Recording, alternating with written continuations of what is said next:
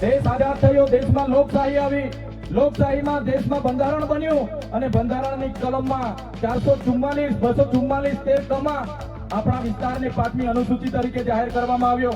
એ જ પ્રકારે દેશના આસામ હોય, સિક્કિમ હોય, મિઝોરમ હોય, નાગાલેન્ડ હોય, મેઘાલય હોય, તમામ રાજ્યને અનુસૂચિ 6 અંતર્ગત સમાવેશ કરવામાં આવ્યો। ત્યારે અનુસૂચિ 6 ત્યાં લાગુ કરવામાં આવી અને ગુજરાતમાં આજ દિન સુધી અનુસૂચિ 5 લાગુ કરવામાં નથી આવી। અને આ સત્તામાં બેઠેલા લોકો અનુસૂચિ 5 લાગુ હોવા છતાં પોતાનો સત્તાનો દુરુપયોગ કરીને આદિવાસીઓની જમીનો છીનવી રહ્યા છે, આદિવાસીઓના ખનીજો છીનવી રહ્યા છે, કુદરતી સંપાદનો છીનવી રહ્યા છે। રોડના નામે, ડેમના નામે, આ વિસ્તારમાં કોરિડોરના નામે, જીએમડીસીના નામે, હાઇડ્રો પાવરના નામે, જીઆઈડીસીઓના નામે, સરકારી આવાસોના નામે, સ્ટેચ્યુના નામે આજે આદિવાસીઓને એમની જમીનો છીનવાઈ રહી છે। આજે આખા દેશમાં 80 લાખ આદિવાસીઓ વિસ્થાપિત થયા છે। એ આ સરકારો દ્વારા કરેલી દેન છે સાથીઓ।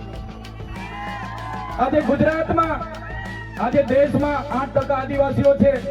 2011 ની વસ્તી ગણતરી પ્રમાણે 11 કરોડથી પણ વધારે દેશમાં આદિવાસીઓ છે। આજે ગુજરાતમાં 15% આદિવાસીઓ છે। 1,25,00,000 આદિવાસીઓ ગુજરાતમાં છે। 29 જાતિઓ ગુજરાતમાં આદિવાસીઓની છે। આજે તમે મને બતાવો કયા ક્ષેત્રમાં આદિવાસીઓ 15% છે, બતાવો મને। તમે સચિવાલયમાં જશો, આદિવાસીઓનું લિસ્ટ તમે માંગજો, તમે હાઈકોર્ટના જજની યાદી જોઈ લેજો, તમે ઇન્ડસ્ટ્રીયલના આપણા આદિવાસીઓને કેટલા લાભો મળ્યા છે જોજો, તમે રિયલ એસ્ટેટમાં આપણા આદિવાસીઓની સંખ્યા જોજો। ત્યારે આઝાદીના 78 વર્ષમાં સરકારોએ માત્ર ને માત્ર આદિવાસી બજેટમાંથી અમૃત મહોત્સવો કાઢે છે, વિકાસ મહોત્સવો કાઢે છે, ગૌરવ યાત્રાઓ કાઢે છે અને પોતાના તાઇફાઓ કરે છે। ત્યારે હવે આપણે બધાએ જાગી જવાનું છે અને આ સરકારને 2027માં ઉખાડીને આપણે ફેંકી દેવાની છે। સાથીઓ, અમે 4 વર્ષ પહેલા જનનાયક બિરસા મુંડાજીની પ્રતિમા ડેડિયાપાડામાં સ્થાપના કરતા હતા અને એમના વિચારોને ઉજાગર કરવા માટે, એમના વિચારોમાંથી આવનારી પેઢી પ્રેરણા લે માટે અમે ત્યાં પ્રતિમા સ્થાપિત કરતા હતા। ત્યારે આ ભાજપના સાંસદ મનસુખભાઈ વસાવા, 3 જિલ્લાની પોલીસ અને એમના આરએસએસ વાળાએ આપણને ત્યાં પ્રતિમા સ્થાપતા અટકાવી દીધા હતા અને પ્રતિમા સ્થાપતા આપણા ઘણા લોકોને ડિટેન કર્યા હતા। 3 જિલ્લાની પોલીસ અમને પકડવા માટે આવી હતી, છતાં આપણે એમનાથી ડર્યા નથી અને બિરસા મુંડાની પ્રતિમા ડેડિયાપાડામાં સ્થાપિત કરી છે। ત્યારે આજે દેશના વડાપ્રધાનને આજે ડેડિયાપાડા આવવું પડે એ આપણા બધાની તાકાત છે, તાકાત છે। ત્યારે વડાપ્રધાન ડેડિયાપાડા આવે છે, ત્યારે લોકોને ભેગા કરવા માટે 500 કરોડ આદિવાસી બજેટમાંથી જોગવાઈ કરવામાં આવી છે, હજારો બસોની વ્યવસ્થા કરવામાં આવી છે અને બધા કર્મચારીઓને એમાં લગાડી દેવામાં આવ્યા છે। આજે ડેડિયાપાડાના ગામડાઓમાં ડીડીઓ ના મળે, તલાટીઓ ના મળે એવા ગામડાઓની ગલીઓમાં આ ગુજરાતના નાયબ મુખ્યમંત્રી, એમના મંત્રીઓ, એમના સાંસદો, એમના ધારાસભ્યો ડેડિયાપાડાના ગલીઓમાં 4 દિવસથી ફરે છે। જે લોકો એસી ચેમ્બરોમાંથી બહાર નહોતા આવતા, જે લોકો ગાંધીનગરમાં પડે ફતારીએ રહેતા હતા, એ લોકોને ગામડે ગામડે ફરતા કરી દીધા। એ આપણી બધાની તાકાત છે ભાઈઓ। જ્યારે નરેન્દ્રભાઈ મોદી આપણા કુળદેવી માતાના દર્શને જવાના છે દેવમોગરા એ મહારાષ્ટ્ર, મધ્યપ્રદેશ, ગુજરાત અને રાજસ્થાનના લાખો લોકોનું આસ્થાનું કેન્દ્ર છે અને દેવમોગરા જઈને રાજનીતિ જ્યારે કરવા માંગે છે ત્યારે નરેન્દ્રભાઈ મોદીને હું આ મંચ પરથી કહેવા માંગુ છું, તમને જો આદિવાસીઓ માટે હિત હોય તમે દેવમોગરા જજો, તમે હિજારી લઈને આવજો, તમે મવડાનો ચોખ્ખો દારૂ એક બોટલ લઈને આવજો, તમે એક મરઘો લઈને આવજો, એક બકરો લઈને આવજો, દર્શન કરીને એની પ્રસાદી કરીને તમે ત્યાં જમીને પછી જજો। ત્યારે અમે માનીશું કે તમે આદિવાસીઓના હિતે છો। તમે આદિવાસીઓ માટે આજ દિવસ સુધી તમે 24 વર્ષથી રાજનીતિમાં છો, આગળ મુખ્યમંત્રી હતા, હમણાં વડાપ્રધાન છો।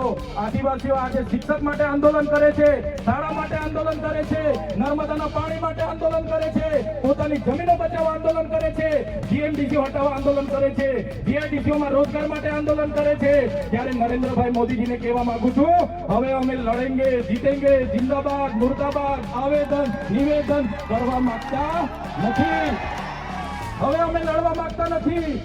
હવે ધરણા પ્રદર્શન બંધ, હવે આંદોલન બંધ. જો અમારી 5મી અનુસૂચિ, જો અમારા પૈસાએ, જો અમારી અનામત, જો અમારી 73 એવી જમીનોને આવનાર દિવસોમાં જીએમડીસી ના નામે માગશો, માલસામત પ્રોજેક્ટના નામે માગશો, હાઇડ્રો પ્રોજેક્ટના નામે માગશો, અણુ પથકના નામે માગશો, તો અમે આંદોલન નથી કરવાના. અમે નેપાળવાળી કરવા માટે ગાંધીનગર આવવાનું છે. અમે નેપાળવાળી કરવા માટે ગાંધીનગર આવીશું. તે દિવસે તમારો ને અમારો સામનો થશે. તે દિવસે ખબર પડશે ઓરિજિનલ આદિવાસીઓ કોણ છે. ત્યારે કેટલાક મીડિયાવાળા મિત્રોએ મને પૂછ્યું, તમારા ડેડિયાપાડામાં નરેન્દ્રભાઈ મોદી આવે છે, તમારું બધું પૂરું થઈ જાય. ત્યારે મેં મીડિયાવાળાને મિત્રોને કીધું, નરેન્દ્રભાઈ મોદી આવીને જાય પછી એમના મિત્ર ડોનાલ્ડ ટ્રમ્પને પણ લઈ આવજો. અમારા લોકોને ક્યાંય ફેર પડવાનો નથી. હવે અમારા લોકો જાગી ગયા છે. અધિકારોની વાત કરીએ છીએ. સંવિધાન અધિકારો અમને આપો, સામાજિક અધિકારો આપો. અમને જે મળેલી અમારા અધિકારોની વાત અમે કરીએ છીએ ત્યારે અમને ખબર પડી ગઈ કે આદિવાસી સમાજ હવે જાગૃત થયો છે. ત્યારે બિરસા મુંડાના રથ જ્યારે લઈને ફર્યા, એમના મંત્રી તંત્રી મારું નામ લઈને મને ગાળ બોલે કે પેલો ચૈતર વસાવો અહીંયા આવે છે, આમ કરે છે, તેમ કરે છે, ફલાણું કરે છે, દીકરું કરે છે. એ મંત્રીઓને પણ કહેવા માંગુ છું, એ પ્રદેશ પ્રમુખને પણ કહેવા માંગુ છું, ચૈતર વસાવાને ગાળ બોલવાથી અમારા આદિવાસીઓનું ઉત્થાન નથી થવાનું. તમે આદિવાસીનું ઉત્થાનની વાત કરો. મને ગાળ બોલવાથી અમારા લોકોનો જો વિકાસ થઈ જવાનો હોય તો હું દરરોજ તમારી ઓફિસે તમારી ગાળ ખાવા માટે પણ તૈયાર છું. સાથીઓ, અમે આનંદભાઈ સાથે વિધાનસભામાં લડીએ, રોડ પર લડીએ, સદન પર લડીએ અને આદિવાસીઓની ન્યાયની વાત કરીએ, અધિકારની વાત કરીએ. આ લોકોને ગમતું નથી. આનંદભાઈ પર અનેક કેસ થાય, મારા પર અનેક કેસ થાય, અમને જેલોમાં નાખવામાં આવે, પણ અમે આ સરકારની જેલોથી અમે ડરવાવાળા લોકો નથી, અમે લડવાવાળા લોકો છે. સાથીઓ, આ મંચ પરથી કહેવા માંગીએ છીએ, આ ચૈતર વસાવાના, અનંત વસાવાને જ્યારે સમાજની જરૂર પડશે, અમે આ ધડ ધરવા માટે પણ તમારી સાથે તૈયાર છે. આ ધડ ધરવા માટે પણ અમે સમાજ માટે તૈયાર છે. એક ગુજરાતના મુખ્યમંત્રી ભૂપેન્દ્રભાઈ પટેલ, એક ગુજરાતના ઉપમુખ્યમંત્રી હર્ષભાઈ સંઘવીની પોલીસમાં પાણી નથી કે આ ચૈતર વસાવા અનંત પટેલને મદદ કરી શકે. ત્યારે સાથીઓ, જાગવાની જરૂર છે. આગળ ડોક્ટર સાહેબે કીધું, આપણી જે મૂળ સંસ્કૃતિ છે આપણે ભૂલી ચાલ્યા. આપણો નંદરિયો દેવ, આપણો ગામનો હિમાર્યો દેવ, આપણો વાઘદેવ, ગોવાળદેવ, આપણો કાળિયો ભૂત, આપણે ધરતી માતાને પૂજનારા, આપણે નદી નાળાને પૂજનારા, આપણે ચંદ્ર અને સૂર્યને પૂજનારા, આપણે પ્રકૃતિના પૂજક તરીકે છે. ત્યારે જન્મ મરણની વિધિ, લગ્નની વિધિ આપણે ભૂલી ચાલ્યા છે. ત્યારે આજે આ લોકો આપણા પર જાતિનો દાખલો માંગે છે, પુરાવા માંગે છે. ભણેલા છોકરાઓને પૂછી લો.